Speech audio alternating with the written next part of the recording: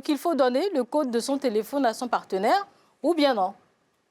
Bon, j'estime qu'il faut donner le code de son téléphone à son partenaire. Ah oui? Parce que quand on parle de partenaire, justement, selon moi, c'est déjà deux personnes qui s'engagent dans un couple. Et quand on s'engage dans un couple, c'est une responsabilité. C'est une question de confiance en soi et confiance en l'autre. Quand on a confiance en l'autre et qu'on ne se reproche pas certaines choses, on doit forcément donner son code, le code de son téléphone portable à son ou à sa partenaire. C'est important. Quand on est dans le couple, plus rien n'est personnel quand on est dans le couple. Si rien n'est personnel, il y a des trucs personnels, mais rien n'est secret en fait. Rien n'est secret. D'accord. Et lorsque l'on refuse de partager son code à son partenaire, c'est, je suppose, parce qu'on se reproche certaines choses. C'est parce qu'on se reproche peut-être en train de nouer des relations extra. Quels sont les avantages de procéder ainsi dans le couple? Il y a des avantages. D'abord, quand tu donnes ton mot de passe à ton conjoint, tu es en sécurité. Tu es en sécurité parce que quand on va lui rapporter, nous sommes des femmes, je suis femme, je peux être courtisée n'importe quand et n'importe comment. Bien sûr. Et c'est à moi seule de garder ma fidélité. Et c'est moi seule qui sais que je suis fidèle. Mais lui, il n'est pas avec moi pour savoir si je suis fidèle. Donc c'est une façon de rassurer mon partenaire. Le téléphone est strictement personnel. D'accord. Il y a une vie privée. Je l'ai connue, elle avait une vie privée. Elle m'a connue, j'avais une vie privée. Préservons cette vie privée. D'accord. Simplement. Quand bien même on est marié. Oui, pourquoi elle cherche mon code? Non, il va s'expliquer. Il va s'expliquer, il vient juste d'arriver. Pourquoi elle cherche le code? Elle cherche mon code. Oui. Pourtant, elle sait que je suis son mari. C'est-à-dire, elle cherche quelque chose à découvrir. Elle manque de confiance. Elle manque de confiance. Ou bien, le téléphone est personnel. Je ne veux pas chercher également à fouiller son téléphone parce que j'ai confiance en elle. D'accord. Donc, je ne peux pas dire, donne-moi ton code, non.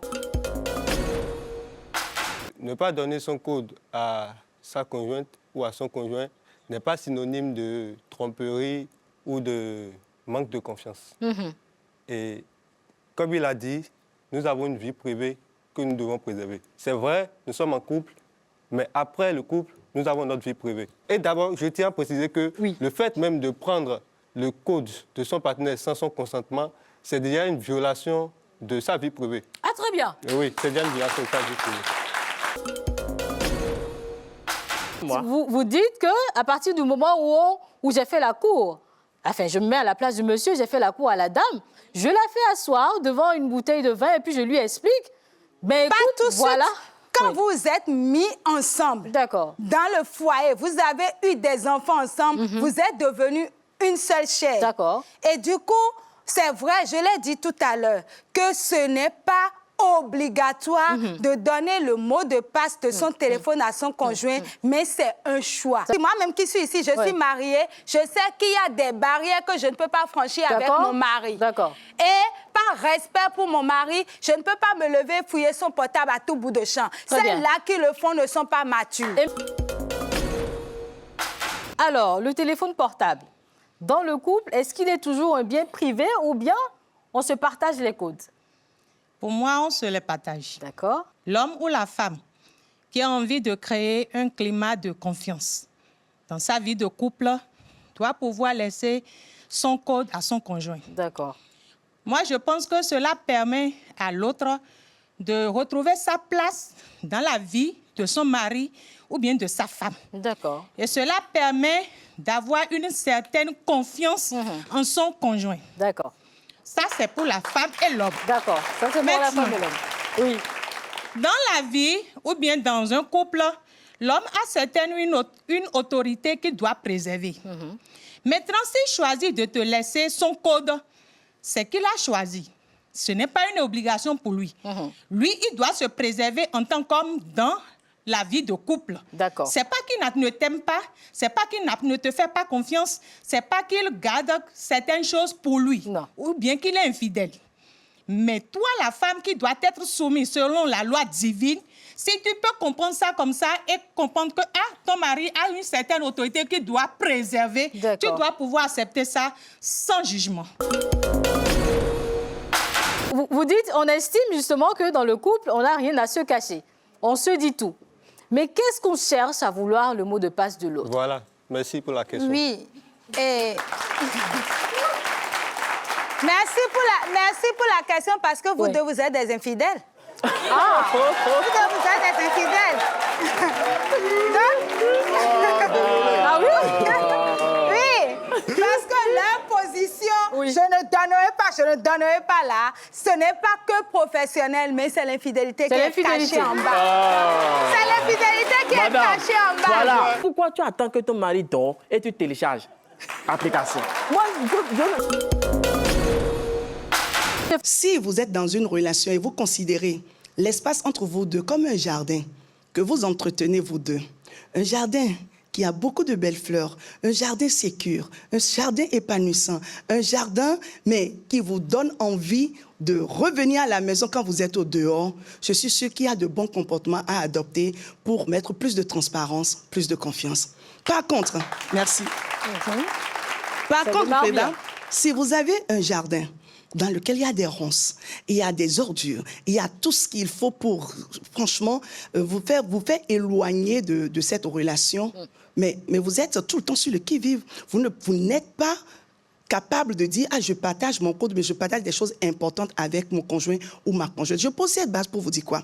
Le téléphone, quand c'était un téléphone fixe, répondez-moi les amis, comment ça se passait dans les foyers? Non, répondez. Tout le monde avait accès au téléphone fixe. Mais depuis depuis que le téléphone mobile est venu, il est devenu en même temps un pont et une barrière. Un pont et une barrière. Au lieu de rapprocher les conjoints, le téléphone aujourd'hui est en train de diviser. C'est-à-dire ils sont ensemble, mais c'est comme s'ils sont à milliers de kilomètres l'un de l'autre. Et c'est malheureux. Parce que ce que moi, je ne comprends pas, une chose que je ne comprends pas, un outil qui peut être un bien personnel parce que vous avez, comme l'ont dit certains débatteurs, des discussions, vous avez des trucs confidentiels pour le boulot. Mais si vous êtes conscient que vous partagez la même chair, vous partagez le même espace que votre conjoint, il suffit juste de mettre peut-être un phone de côté et mettre un code là-dessus et partager le code que vous avez, le téléphone personnel que vous avez, son code avec votre conjoint. Parce que quelqu'un l'a dit, il y a des situations, vous n'imaginez pas, moi j'ai été éberluée lorsqu'un monsieur était malade, sa femme, quelqu'un l'a dit, il y en a tellement des exemples pareils. Sa femme n'était pas capable de donner le code de son portable. Un homme est décédé, comme ça, vous le connaissez très bien, je tais le nom, parce que personne n'a pu déverrouiller. Moi, je code mon téléphone à cause des enfants, mais mon mari a accès à mon portable. Nous, femmes publiques, avec « tu es belle »,« oh, j'aurais aimé avoir une femme comme toi », et tout. Moi, mon mari, parfois, il est en train de chercher quelque chose, il dit « non, c'est pas Syrah, mais vraiment, elle est belle, je sais, je vais lui chercher la commission ». Quel genre d'époux tu as? Quelle qualité de relation tu as avec ton époux? Mais si vous n'avez pas semé les bases et que, comme on le dit en thérapie Imago, vous n'avez pas de discussion sur des sujets sensibles parce que le téléphone divise. Et je dis, c'est un sujet très sensible. Chérie, j'ai besoin que tu me donnes ton code. Tu veux faire quoi avec? Au cas où. Et chacun respecte l'espace privé parce qu'à un moment donné, quand même, j'aime mon espace privé. J'ai envie de discuter, de papoter avec mes amis, avec ma maman, avec mon papa. Donc, il faut faire très attention. Chacun doit savoir que sa liberté s'arrête là où commence celle de l'autre.